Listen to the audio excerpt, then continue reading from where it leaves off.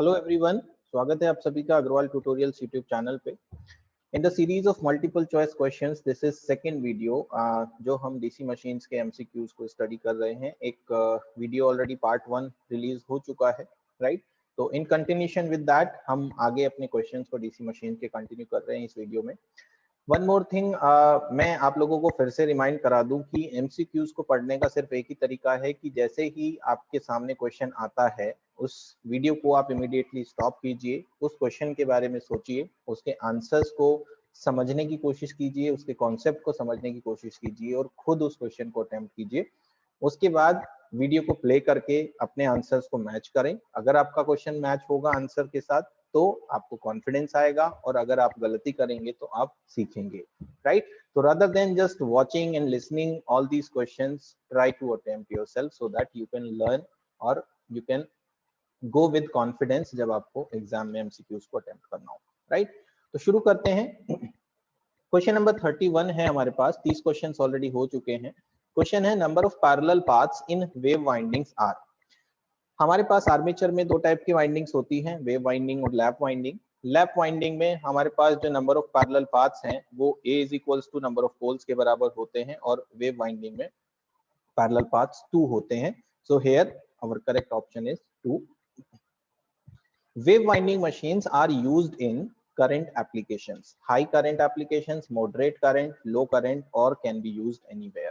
See, wave winding machines जो है आपको पता है number of parallel paths in wave windings are 2 and lap winding में number of parallel paths are p। तो आप एक चीज सिंपल सा सोचिए, अगर एक सिंपल एक पैरेलल सर्किट की बात करें, मान लीजिए एक पैरेलल सर्किट है जिसमें दो पैरेलल पाथ्स हैं, ठीक है? इस तरह से हमने दो पैरेलल पाथ्स लिए, एक करंट यहां से आएगा, एक करंट यहां से आएगा।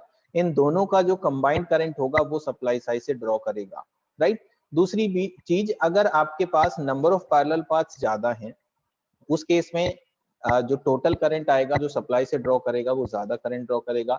इसका मतलब ये है कि वेव वाइंडिंग में जिसमें सिर्फ दो ही पैरेलल पाथ्स हैं, उस कंडीशंस में आपके पास जो करंट एप्लीकेशंस होंगी वो लो करंट एप्लीकेशंस के केस में आपका वेव मशीन काम करेगा, और लैप वाइंडिंग का अगर केस होता तो उसमें आप हाई करंट एप्लीकेशंस को चूज करते हैं यहाँ से, ठीक है? Next question is lap winding machines are used in current applications. लीजिए वही सेम क्वेश्चन है जो हम अभी बात कर रहे थे कि लैप वाइंडिंग मशीन्स को आप हाई करंट एप्लीकेशंस में यूज करेंगे। लॉजिक हमने अभी लास्ट क्वेश्चन में डिस्कस किया है। Next question is in which mode machine is operating given that the conductor current is in the same direction of the conductor EMF। आपके पास है motoring, generating, can be determined using direction and in both modes for different cycles। Basically motoring और generating mode से यहाँ पर हमारा meaning है कि जब एक मशीन एज ए मोटर काम करती है तो उसको मोटरिंग मोड कहते हैं, और सेम मशीन जब एज ए जनरेटर काम करने लगती है तो उसको जनरेटिंग मोड कहते हैं। यस, एक मोटर में, एक मशीन में different different modes of operation हो सकते हैं, जैसे मोटरिंग है, जनरेटिंग है, एक रीजनरेटिंग भी होता है, right? Regenerating, generating, motoring, these are the three modes of operation for any machine। तो here हमसे पूछ रहे हैं कि अगर कंडक्टर का करंट ईएमएफ के साथ सेम डायरेक्शन में हो तो किस मोड में आपका मशीन काम कर रहा है। इस क्वेश्चन का आंसर समझने के लिए आपको एक बहुत ही सिंपल सा लॉजिक क्लियर होना चाहिए, जो मैंने अपने वीडियोस में डिस्कस भी किया हुआ है चैप्टर नंबर 1 में, that is power delivering and power absorbing concept. Power delivering और एब्जॉर्बिंग कॉन्सेप्ट में हम ये कहते हैं कि जब आपका करंट पॉजिटिव साइड से एंटर करता है, मींस आपका पावर पॉजिटिव होता है और ये पावर एब्जॉर्बिंग केस होता है, और जब आपका करंट नेगेटिव साइड से एंटर होता है तो आपका पावर नेगेटिव होता है और ये सप्लाइंग केस है, ठीक है? तो हमें यहाँ कह रहे हैं कि अगर आपका करंट ईएमएफ के साथ सेम डायरेक्शन में है तो इन दोनों में से अगर आप देखें तो फर्स्ट केस में एब्जॉर्बिंग पावर ऑफ केस है, यानी कि मोटर का केस है जिसमें करंट आपका आर्मेचर के अंदर सप्लाई होता है, और सेकंड वाला केस है वो जनरेटर का केस है जिसमें करंट आपका बाहर की तरफ को सप्लाई होता है, राइट? तो in this second case what you see कि अगर आपको पावर को डिलीवर करना है, अगर आपको पावर को सप्लाई करना है तो करंट को वोल्टेज के साथ सपोर्ट करना पड़ता है, ठीक है? ये जो केस है सेकंड वाला, in this case voltage and current both are supporting to each other so that the power can be delivered. जबकि फर्स्ट केस में आपका जो वोल्टेज और करंट है both are opposite in the direction of each other, ठीक है। When current and EMF both will support each other, the power will be delivered and हम उस मशीन को चलाने के लिए, चूंकि हमें इलेक्ट्रिकल पावर को डिलीवर करना है, हमें मोटर को हमें मशीन को mechanical load as an input देना पड़ेगा। And with this discussion it is very much clear that कि हमारी मशीन इस कंडीशन में एज ए जनरेटिंग मोड काम कर रही होगी, ना कि एज ए मोटरिंग मोड, ठीक है। आई होप कि the logic is clear and the option is easily understand कर सकते हैं आप लोग। नेक्स्ट क्वेश्चन है, EMF and torque produced in a DC machine are proportional to and respectively, means आपको EMF किसके प्रोपोर्शनल है और टॉर्क किसके प्रोपोर्शनल है ये आपको बताना है। EMF आपको पता है स्पीड के प्रोपोर्शनल होता है और टॉर्क आपको पता है फ्लक्स एंड करंट के प्रोपोर्शनल होता है। तो इनमें से कौन से ऑप्शंस हमें सुटेबल कर रहे हैं ये हम देखते हैं। सबसे पहले हमें यहाँ पर EMF के लिए भरना है, तो यहाँ हमारे पास स्पीड होना चाहिए, और यहाँ पर हमें टॉर्क करना है, तो टॉर्क के लिए हमारे पास जो सुटेबल ऑप्शन यहाँ से मिल रहा है वो करंट के फॉर्म में है, तो हियर विल बी करंट, तो D will be the answer.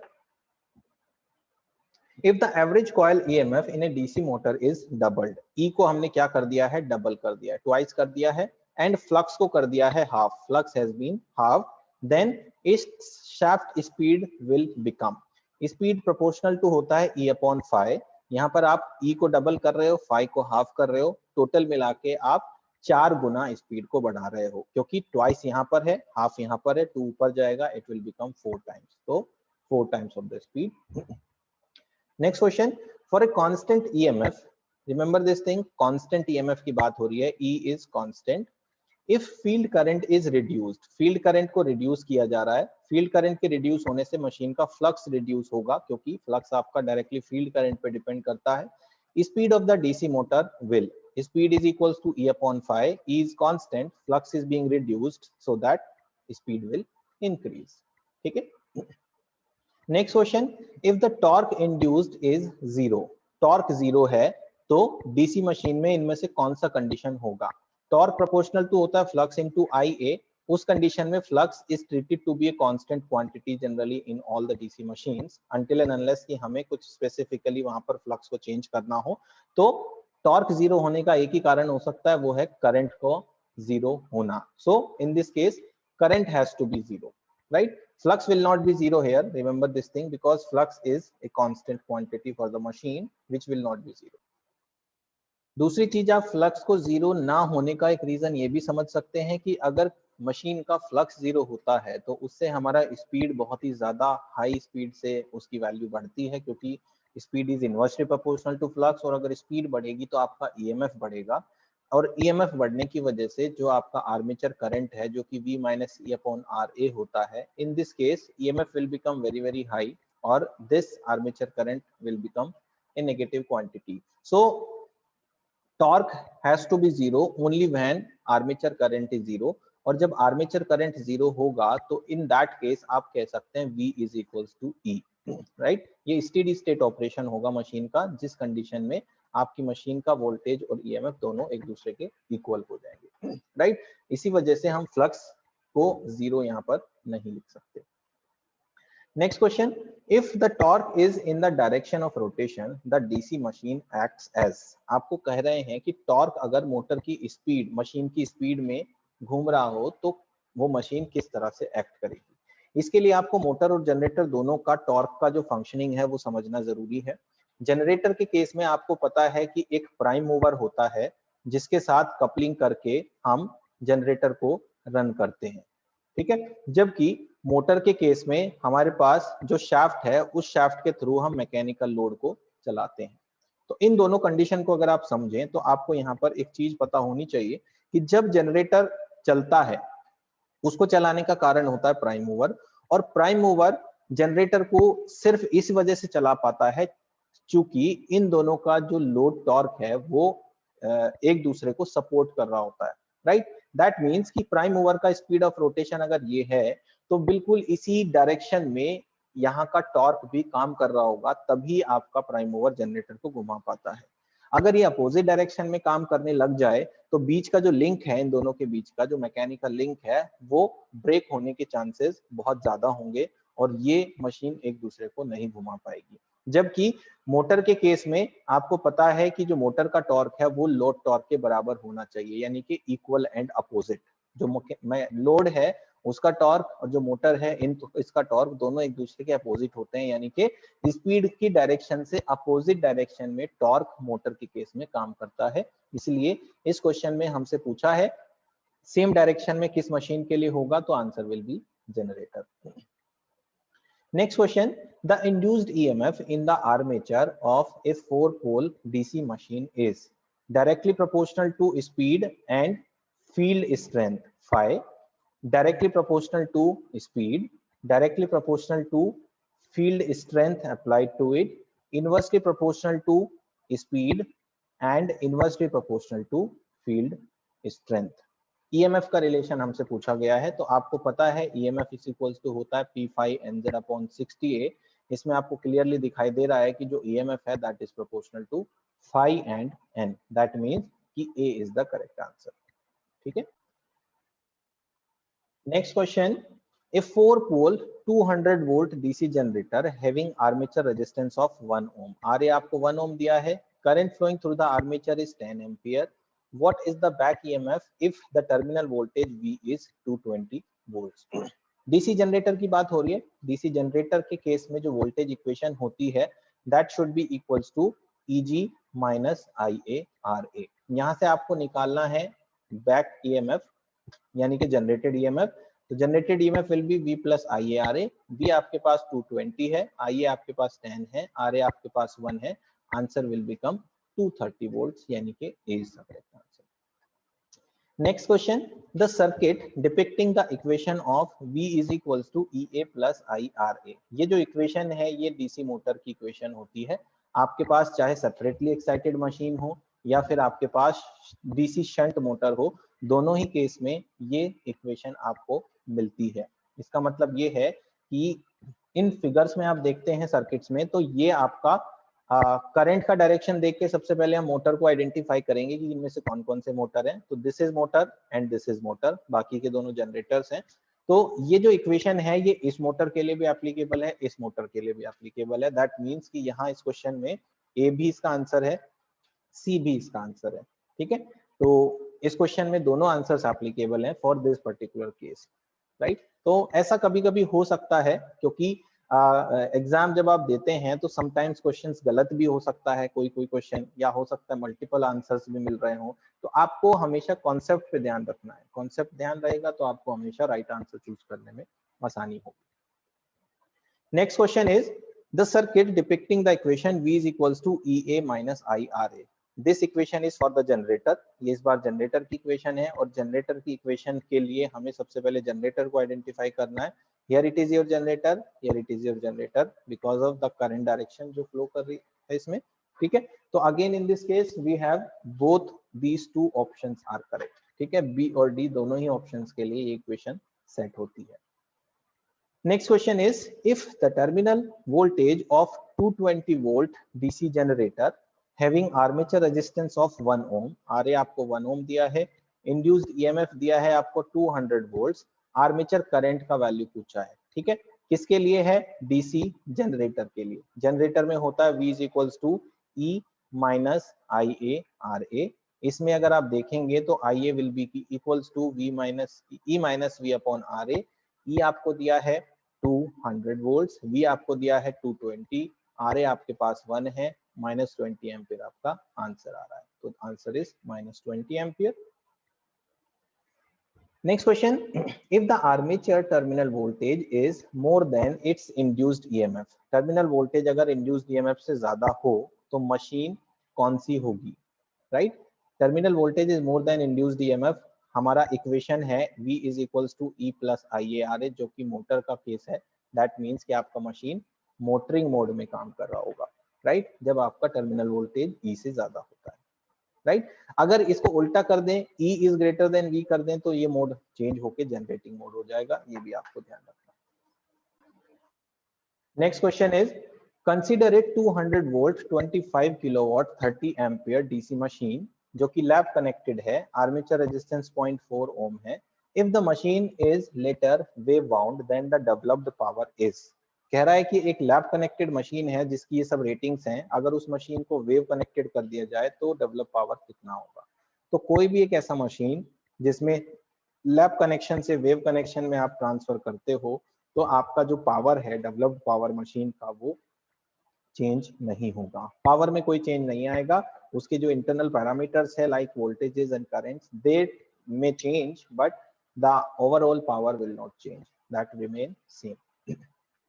47 question, a shunt generator has an induced voltage on open circuit is 127 volts. Generator का ओपन सर्किट वोल्टेज दिया है, इसका सिंपली मतलब है कि ईएमएफ आपको दिया है 127 volts.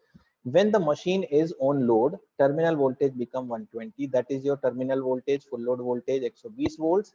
The load current, if the field resistance is RF is 15 ohm and armature resistance is also 15 ohm. ये सब डेटा है, आपको निकालना है लाइन करंट, ठीक है, IL. डीसी शंट जनरेटर का केस है, शंट जनरेटर में IA इज इक्वल्स टू होता है IL प्लस ISH. यहाँ से अगर आपको IL निकालना है तो it will become IA minus ISH, right.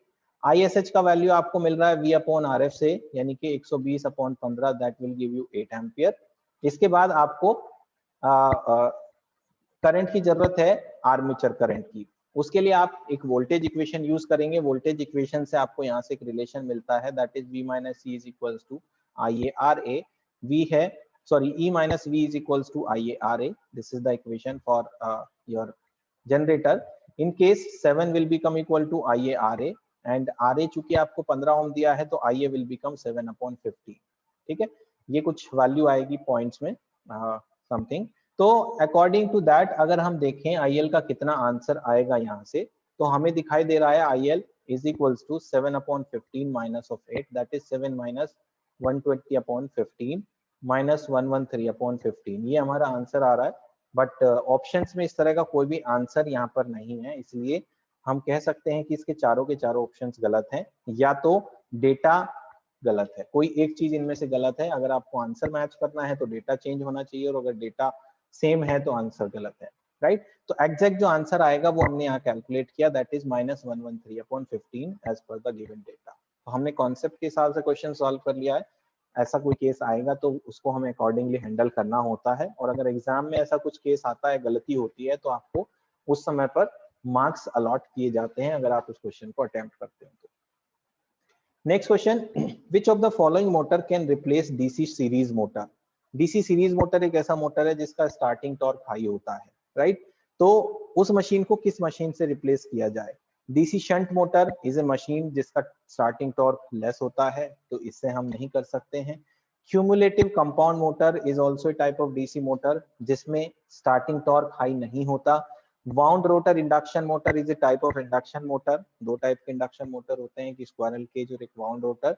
Wound rotor induction motor की एक खासियत है कि इसमें हम रेजिस्टेंस को कनेक्ट करके इसका स्टार्टिंग टॉर्क बढ़ा सकते हैं. दैट मींस कि अगर आपको सीरीज मोटर को रिप्लेस करना हो तो this will be the suitable option, जो वाउंड रोटर इंडक्शन मोटर होगा. Next question, which motor has almost replaced DC shunt motor from its applications. इस बार डीसी शंट मोटर की बात हो रही है. डीसी शंट मोटर की कैरेक्टरिस्टिक्स हैं कि वो एक कांस्टेंट रनिंग स्पीड है, जिसका एक टॉर्क, कांस्टेंट टॉर्क पे वो बहुत अच्छे से काम करती है.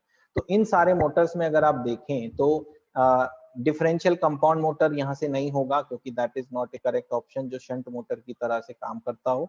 डिफरेंशियल की जगह पर अगर यहाँ क्यूमुलेटिव होता तो शायद हम सोच सकते थे. ठीक है, डिफरेंशियल कंपाउंड मतलब short shunt machine, cumulative compound मतलब लॉन्ग शंट मशीन. ये दो टाइप की मशीन आपने पढ़ी होंगी कंपाउंड मोटर में. ठीक है, तो इन सारी मशीन्स में से स्क्वायरल केज इंडक्शन मोटर एक ऐसा मशीन है जो कांस्टेंट स्पीड पर चलता है और बिल्कुल उसी तरह का टॉर्क कैरेक्टरिस्टिक्स प्रोड्यूस करता है जो शंट मोटर ऑफर करता है. So DC shunt motor can be replaced by this squirrel cage induction motor. Next question, as there is no back EMF at the instant of the starting of a DC motor, in order to prevent a heavy armature current from flowing through the armature circuit, क्या करना चाहिए अगर back EMF instantly zero होता है starting के time पर, तो heavy current को रोकने के लिए क्या होना चाहिए. बेसिकली हैवी करंट को रोकने के लिए आपके पास एक ही ऑप्शन है कि आप एक सीरीज रेजिस्टेंस कनेक्ट कर दें आर्मेचर के साथ, जो कि आर्मेचर के करंट को लिमिट कर देगा। स्टार्टर भी यही काम करता है। अगर आपको पता हो कि डीसी मशीन में जब आप स्टार्टर लगाते हो तो that starter is always connected in series with the armature so that the current can be limited और the applied voltage can be limited. So basically the series resistance should be connected. If a DC motor designed for 45 degrees Celsius ambient temperature is to be used for 55 degrees Celsius ambient temperature, then the motor of lower HP horsepower should be selected, higher horsepower should be selected, can be used for 50 degrees Celsius ambient temperature also, can be derated by a factor recommended by manufacturer and select the next higher HP motor. तो basically इसको समझेंगे हम कुछ इस तरह से कि एक मशीन है आपके पास जिस मशीन को 45 डिग्री एटमॉस्फेरिक टेम्परेचर में काम करने के लिए बनाया गया है, यानी कि उसकी डिजाइनिंग उस तरह से हुई है। अगर उस मशीन को आप उठा के ऐसी जगह ले जाओ जहां का टेम्परेचर 10 डिग्री ज्यादा हो, यानी कि 55 डिग्री हो, तो क्या वो मशीन काम करेगी? आंसर है बिल्कुल करेगी, लेकिन उस एफिशिएंसी के साथ, उस आउटपुट पावर के साथ वो काम नहीं करेगी जहां वो 45 डिग्री पर कर रही थी। दैट सिंपली मीन्स कि अगर इसी सेम मशीन को आपको 55 डिग्री सेल्सियस पर यूज करना है तो आपको उसकी रेटिंग डिक्रीज करनी पड़ेगी, उस मशीन का पावर आउटपुट कम करना पड़ेगा so that it can withstand with 55 degree Celsius, otherwise वो खराब हो जाएगी। तो एक तो डी रेटिंग वाला कॉन्सेप्ट है, दूसरा कॉन्सेप्ट ये है कि आप अपनी मशीन को चेंज करिए और हायर हॉर्स पावर रेटिंग पर चले जाइए। दैट मीन्स कि डी ऑप्शन इज करेक्ट। अगर आपको सेम पावर आउटपुट चाहिए तो you have to increase the horse power, और अगर आपको सेम मशीन यूज करनी है तो you have to derate it. Next question, field weakening control method is used for the speed. Field weakening control के लिए n is inversely proportional to flux. If you decrease this flux your speed will increase. How much it will increase? आपका जो speed है वो above base speed increase होगा। Base speed मतलब मान लीजिए आपकी मशीन का स्पीड 1000 आरपीएम है और आप फ्लक्स को वीक कर रहे हो तो your speed will become more than 1000 RPM, because flux की वैल्यू ज्यादा तो हम नहीं कर सकते हैं, you can not increase the value of this flux. अगर आप इसकी वैल्यू को इंक्रीज करेंगे तो आपका स्पीड 1000 से कम होगा, which is not possible.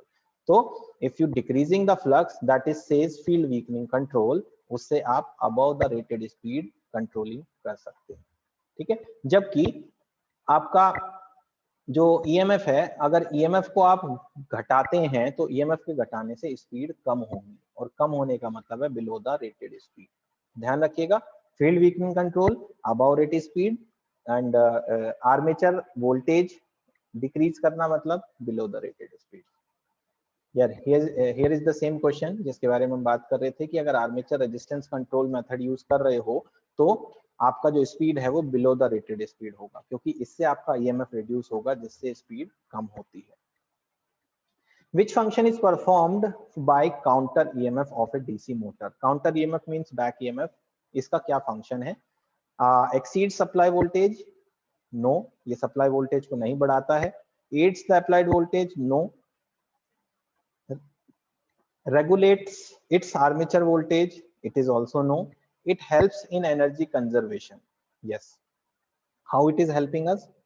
See, अगर EMF ना होता तो करंट का वैल्यू V अपॉन RA के बराबर होता, और चूंकि RA वेरी स्मॉल क्वांटिटी है तो current has been very very high, और उस करंट को फुलफिल करने के लिए आपकी सप्लाई को इतना करंट पास करना पड़ता जो किसी भी तरह से हमारे आउटपुट का किसी काम का नहीं है। दैट मीन्स कि यार वेस्टिंग एनर्जी अगर ईएमएफ ना हो। तो ईएमएफ के होने से ये जो करंट है वो बहुत कम हो गया है, और अल्टीमेटली हमने क्या किया है, एनर्जी को कंजर्व किया है। तो this is the right option. 55 question, the output power of any electrical motor is taken from field, coupling mounted on the shaft, armature, motor frame. Electrical motor का जो पावर है वो हमेशा शाफ्ट से लिया जाता है, क्योंकि हर एक मोटर एक मैकेनिकल लोड को कैरी करने के काम में आता है, और उस मोटर का शाफ्ट ही है जो मैकेनिकल लोड को कैरी करता है। तो this is the option. Next question, which types of motors are preferred for lathe? Lathe machine के लिए कौन सा मोटर प्रेफर है? आई थिंक ये क्वेश्चन हमने प्रीवियस वीडियो में भी किया था, जिसमें हमने बताया था कि लेथ इज एन एप्लीकेशन जो एक कांस्टेंट स्पीड रनिंग मशीन है, और इसका जो टॉर्क है वो भी बहुत ज्यादा नहीं होता है, इसीलिए डीसी शंट मोटर के साथ साथ स्क्विरल केज मोटर को भी हम इसमें यूज करते हैं, because both machines runs on the constant speed. Speed variations ज्यादा हमें यहाँ पर नहीं चाहिए होते हैं, इसलिए D option is correct. When an electric train is moving down a hill, electric train नीचे की तरफ को उतर रही है, ये आपका ट्रेन है जो नीचे जा रही है, तो DC motor will operate as, which option is correct out of these.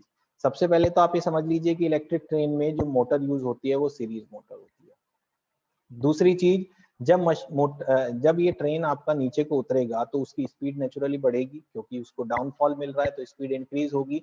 Speed increase होने से ईएमएफ इंक्रीज होगा, और ईएमएफ इंक्रीज होने से जो V माइनस ई का डिफरेंस है वो नेगेटिव हो जाएगा, और because of this negative it simply means कि E will be greater than V, और E ग्रेटर देन V का मतलब है generator, that means DC series generator. Next question, the number of poles in small DC motor up to 5 HP are 2 pole, 4 pole, 8 pole, 10 pole।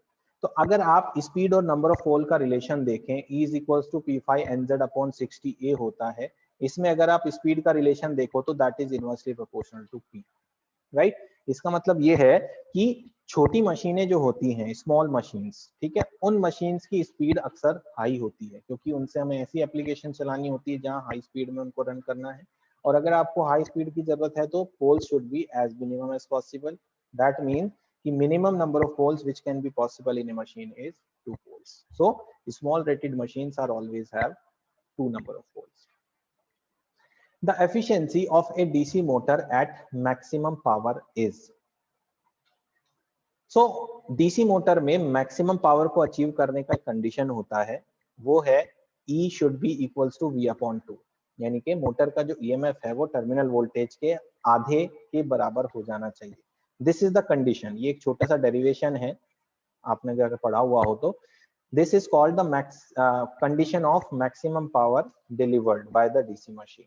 तो जब आपका machine का EMF half of the terminal voltage होता है तो machine की जो efficiency है वो लगभग 50% होती है, लेकिन एग्जैक्टली 50% या 50 से ज्यादा नहीं हो सकती, क्योंकि मशीन में लॉसेस भी हैं। उन लॉसेस को अगर आप काउंट करोगे तो your efficiency will become less than 50%, ठीक है। तो this is the answer.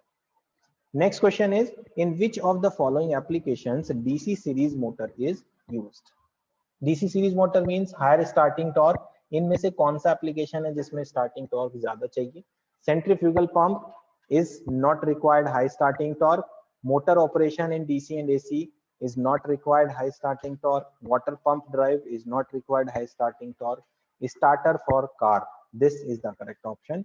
Car के स्टार्टर को स्टार्टिंग में हाई स्पीड टॉर्क की जरूरत पड़ेगी, क्योंकि रुकी हुई कार को चलाने के लिए हाई स्टार्टिंग टॉर्क चाहिए, और वो आपका डीसी सीरीज मोटर के लिए सुटेबल है, ठीक है। तो 61st क्वेश्चन है, why is the speed of DC shunt motor depends on back EMF, यानी कि speed is proportional to E. क्यों है बैक ईएमएफ में, सॉरी शंट मोटर में?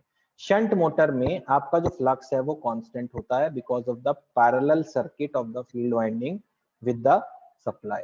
If flux is constant then n become directly proportional to E, so flux is constant in case of DC shunt motor। चौथा option हमारे लिए correct है। यहाँ पर आर्मेचर करंट नहीं है, armature drop is not applicable, EMF is equal to armature current, all are not applicable, ठीक है। तो this is all about this video. We have discussed so far total 61 questions of DC machines, right.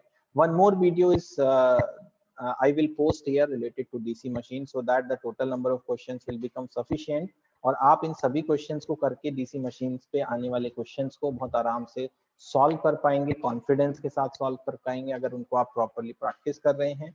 आपको I hope सारे के सारे questions properly समझ में आ रहे होंगे, और अगर आपको सारे वीडियोस ये पसंद आ रहे हैं तो आप वीडियो को लाइक करना ना भूलें, सब्सक्राइब करना ना भूलें, और अपने फ्रेंड्स के साथ जरूर शेयर करें, और चैनल पे बने रहें, सो दैट आगे आने वाले वीडियोस को भी आप देख सकें, उनसे सीख सकें, एंड सीखते रहें इस चैनल से। Thank you so much for watching this video. Thank you.